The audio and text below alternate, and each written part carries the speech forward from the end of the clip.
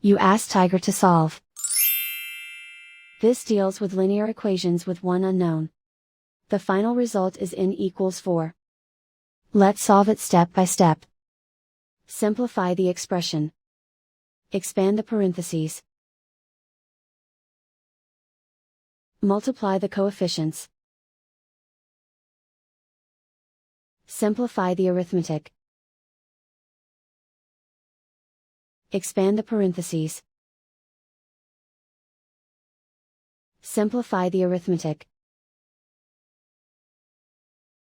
Group all constants on the right side of the equation.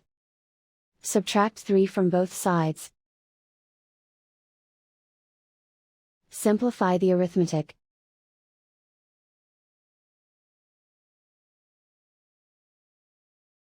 Isolate the n.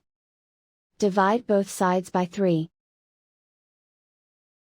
Simplify the fraction. Find the greatest common factor of the numerator and denominator. Factor out and cancel the greatest common factor.